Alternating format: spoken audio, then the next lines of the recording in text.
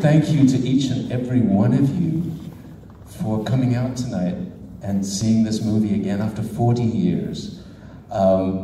You have no idea the amount of joy, and it's really absolutely silly, that I feel that something that I did 40 years ago still makes people happy today. And thank you, honestly, thank you. So, somebody asked me once, do you have any regrets about Wizards, about the score that you did for Wizards? And I said, no, I really don't.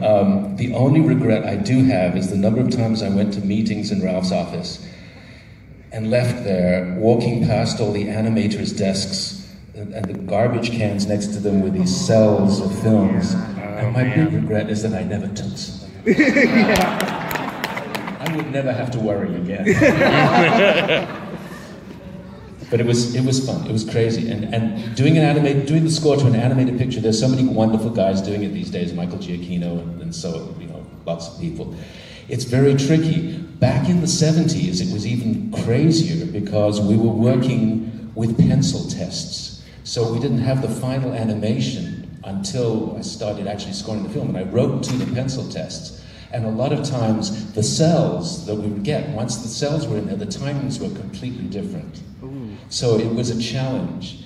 And most of this stuff is electronic. We were using brand new synthesizers that were right out of the crate from Japan. Stuff that I'd never heard before, that I just had to imagine in my head. And I worked with a wonderful man named Clark Spangler, who understood this stuff and was the head man for Yamaha in the United States, and would interpret things. He'd say, like, what kind of sound do you want now? And I go, I need a kind of thing. And he'd take a punch card and stick it in the machine. Or he'd have one of these like phone PBX things that you plug things into different holes and so on, right? He'd do this and keep going. Is this good? No, it needs to be a little bit more. Okay, wait, hang on. How's this? Yeah, that's perfect.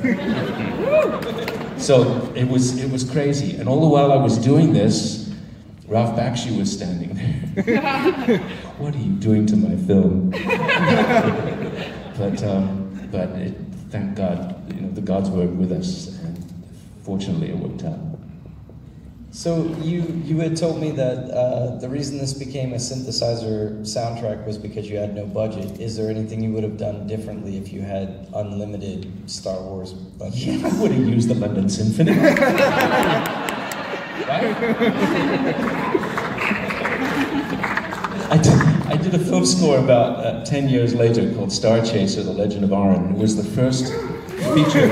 Wow. Woo! You heard of it? Yeah. Coming soon to Hollywood Theater. My God, the producer that hired me for that film said, we wanted John Williams, but we couldn't afford him, so we had you. But we'll give you the London Symphony Orchestra. Yes! Yes! No, actually, after I saw this film, I realized it needed to be something about as different as it could be. I mean, it wasn't a typical Disney cartoon, right? Yeah. So it needed some different kind of sounds to it, and fortunately, I was smart enough to align myself with people that understood the beginning, the cutting edge of synthesizers in 1975, 76, that area. And I was a very lucky man. I've been a very lucky guy with this film all the way through. Again, I'm very lucky that you guys are here tonight, and again, it blows me away.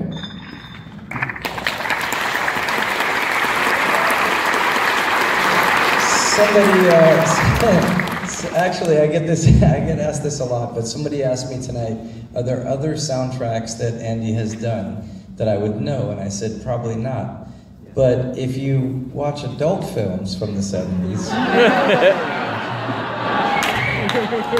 Andy, some of Andy's finest work, actually, is in softcore. Could you talk about your other soundtracks? In the early 80s, there was a trend in Hollywood to do X-rated film musicals. And I got a call one day, we're doing Cinderella. Oh, cool. Oh, no way, really? X-rated. Cinderella 2000. Even cooler. wound up writing with my lyricist partner a fairly funny soundtrack for this strange Cinderella X-rated film. And it wound up doing relatively good business for the producer. So about 7 or 8 months after it was released, he came to me going, "We're going to do another X-rated film musical, we'd like you to do it." And I thought, well, I'll have 2 film musicals to my credit. It's not Singing in the Rain, but it ain't bad.